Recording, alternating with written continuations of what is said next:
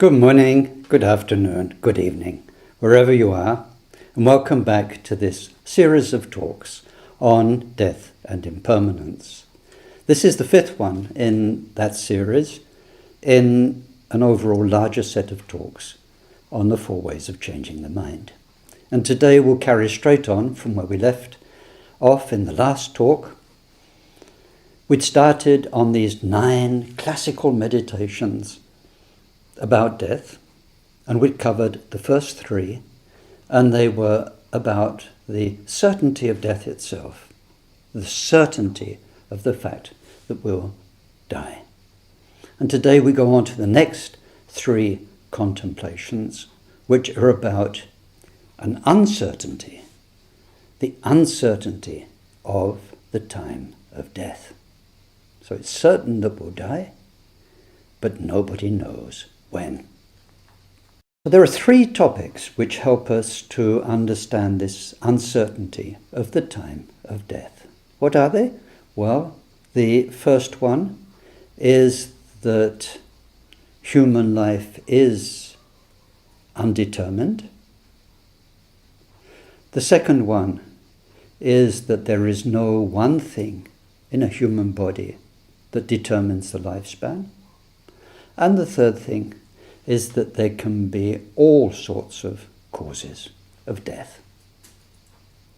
The first of these is, of course, true. Human lifespan is not fixed, it's not determined. But this is, how can you say, it's a very Buddhist teaching, because what's at the back of a Buddhist mind, a Buddhist teacher's mind, when they say that, is that there are teachings about humans in other realms who do have a fixed lifespan. And of course we can't check that out. It's in the scriptures. For instance, there are those on what is called the northern continent in the texts, and they have a more or less determined lifespan of 100 years. So if you were reborn there, you know you've got 100 years to live. But as I say, we can't check that out. All we know is that here it's not sure. In one very famous text called the Odana varga, the Buddha says, and it's often quoted, some die in the womb before they're born. Others die at childbirth. Others when they can crawl. Others when they can run, some in the prime of life, and others when they are old. And of course, that's very true. We observe it in life around us, and there are many stories of all of these people who lose their baby before it's born, terrible things that happen at childbirth, and so on. And especially in the past, or in poorer countries where infant mortality was very, very high. That saying of the Buddha is quite interesting, because this Odana varga means teachings given with an intention, with a purpose, with something in mind. And I think I mentioned this a couple of talks ago, is that when the Buddha was giving a teaching, beside the fact that what he was saying was very, very universally true, it was even more true for the people listening to him, because they had stories that had happened recently or that were famous in their country. They had those things in mind when the Buddha was speaking. So this particular quote actually referred to something that happened in a town called Ujjayini. And there were 2 merchants. They were very rich, greedy, and also sexually greedy. And there was the local king, who was called Prabhasa, who had a harem, lots of wives. beautiful wives. And these two brothers had the dangerous idea of creeping into the harem at night to have fun with the wives, which they did. Unfortunately, very unfortunately, the king found out, and he decided to make an example of them. So not only were they arrested and killed, but the king had each of their households destroyed. So one of them had a wife who was pregnant, another had a wife who was giving birth, and they had younger children, older children, and there was an old grandfather in the house too, burned to the ground and everyone slaughtered. So this was a story very much in people's minds, and the Buddha was pointing out the karma, saying, look, in this instance, some had the karma to die even before they're born into the world. Others when they're young, and others when they're old. But anyway, beside that rather spectacular story, what we need to do is to think about what we have heard, what we read. And so when we hear about a child that's lost, a youth, an older person, then each time we remind ourselves very much, yes, you can die at any age, and I can die at any age. We think about that uncertainty. Then we go on to the second meditation, which is that there is no one component in this body we have that determines its lifespan. There's no sort of Duracell battery where that's inside and you know, right, now I've got 85 years and the battery is running down, we can check it out, and then we know, yes, there's 15 years left, 5 years left, getting near the end now. As we contemplated in the last teaching, this body is such a mixture of different components, each of them fragile and dependent on so many things. Heart, liver, kidneys, brain, blood, hormones. No one of those determines our lifespan. There's just this interdependence. There's no guarantee. That's the point. And when any one of them goes wrong, seriously, it's enough to kill you. So we think about this. Classically, Buddhists divided the body up into 36 main organs and substances, and they thought about each one of them to get a much clearer idea of what the body is. Today we have anatomy, we have medicine, and so on. We can check that out very thoroughly. We think about that, and this reminds us again that the time of our death is uncertain. We could go to the doctor tomorrow and get some bad news. One of these new flus, bird flu, whatever it is, could come unexpectedly and wipe out any of us, and so on. The third thing we think about is that there are many possible causes of death. And there again, unless you are close to death with a good prognosis, no one knows which disease will kill them, or if before that an accident will kill them, or whatever it may be. Some of us are fortunate in some ways to live in very protected environments in Europe, in America, in what are called developed countries. There is more safety and security. Outside those areas, life can be much more precarious. And it's a very good thing to get out of that complacency, to travel a bit, and to see just how fragile life can be. But none of us knows what will kill us. And we even have these famous stories of millionaires, billionaires, who've tried their very best to protect themselves from microbes, from aggression and so on, but even they don't really know what's going to kill them. So nobody knows what can kill us. And ironically, sometimes the things you love the most can kill you. There was the story, for instance, I'm in France just now, one of the French presidents, Félix IV, died while making love. His great pleasure was to go to the brothel in Paris. He died in the middle of lovemaking in the brothel. What is the real treat, the real pleasure for somebody? Can also be the thing that kills them. Some people love eating, but the very stuff they love to eat kills them. Some people love sports. Sometimes their sport, their passion for hiking, for climbing and so on, kills them.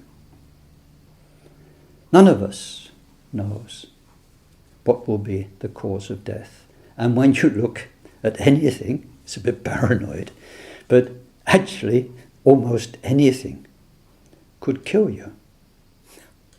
It's a bit scary, really. But anyway, the idea is not to be paranoid, but is to think again, I don't know. My death is uncertain. What will cause it and when it will happen? Nobody knows. And we think about those things at length. So I won't dwell on those. We need to dwell on them when we meditate, but as far as explaining them goes, they're pretty straightforward. So let's move straight on to the next three contemplations, the last three. And this is about what can and can't help you at the time of death. And mainly we're looking at what can't help us, what can't change it. So sometimes in our life, our material possessions can be of help. They can get us out of trouble, in particular money these days, or the security of your home. Sometimes kings lived in fortified castles, palaces, and so on. Sometimes our wealth can save us. Again, in our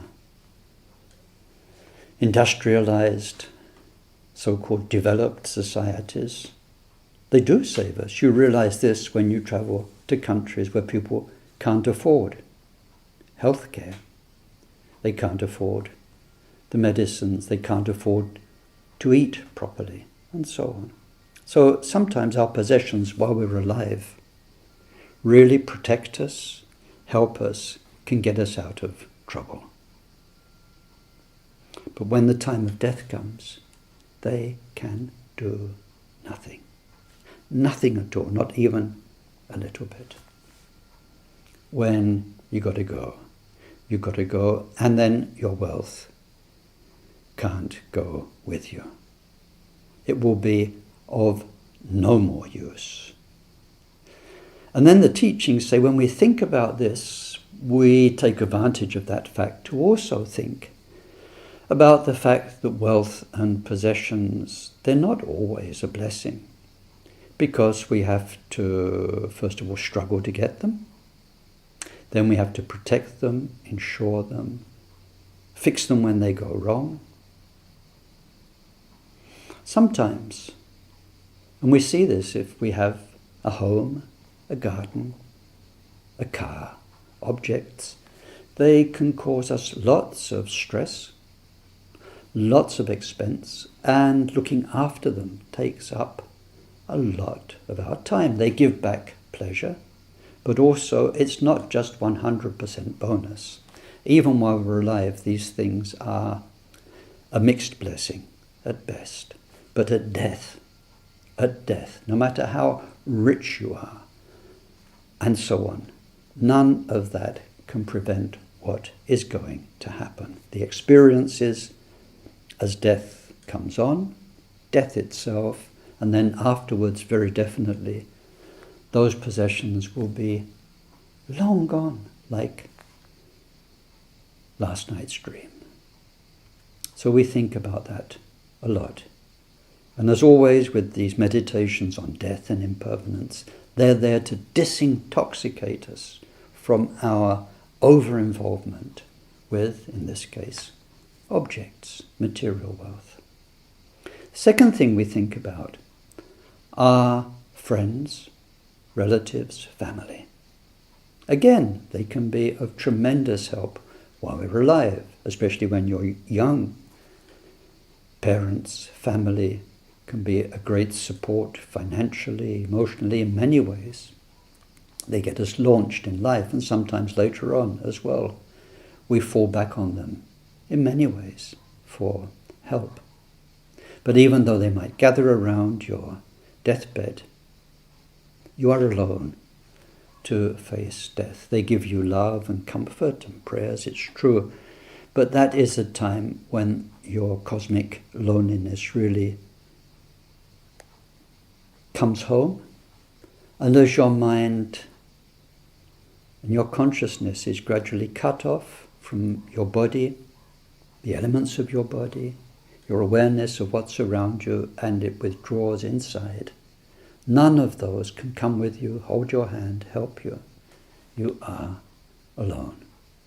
So when we think of this, again, we take advantage to think, and although friends and relatives and loved ones do bring us pleasure, help, positive things, it's not a 100% clear-cut deal, because on account of family and friends, sometimes we again have lots of stress. We get into lots of trouble. We sometimes make negative karma. It's very often the case that in order to defend a loved one, sometimes we do things we wouldn't do to defend ourselves. We can get more upset if a child or a brother or a sister or a parent is hurt by somebody than if we ourselves had been hurt. So we think about family. I don't need to tell you, I think if you're a bit wise about life, that so many of life's problems come through family. So we take advantage to think about that, but the point here is, when the time of death comes, they can't help you.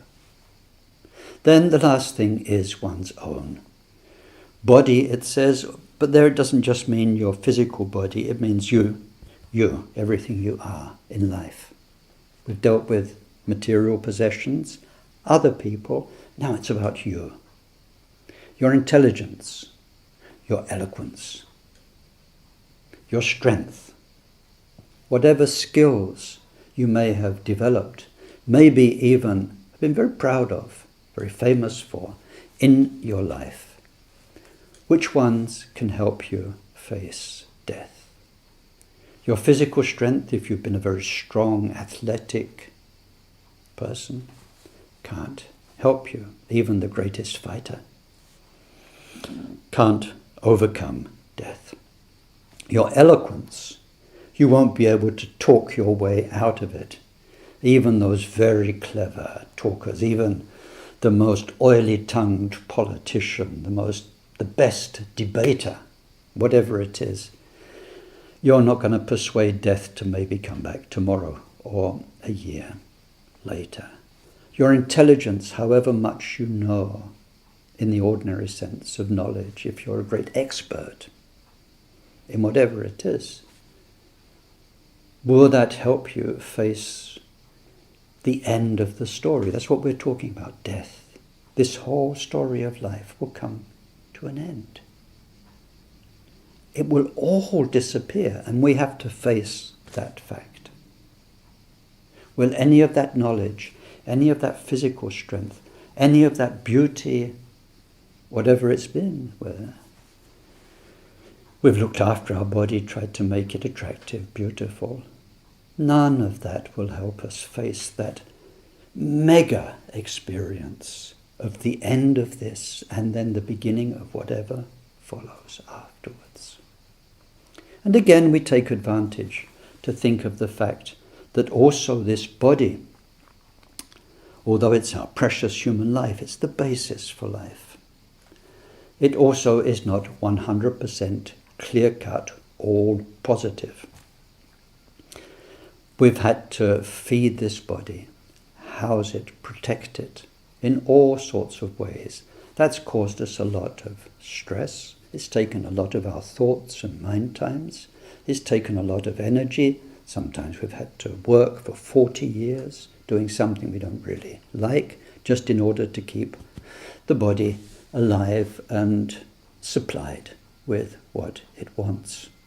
And then no matter how much we tried to make it beautiful, anyway, it aged and it got sick and so on.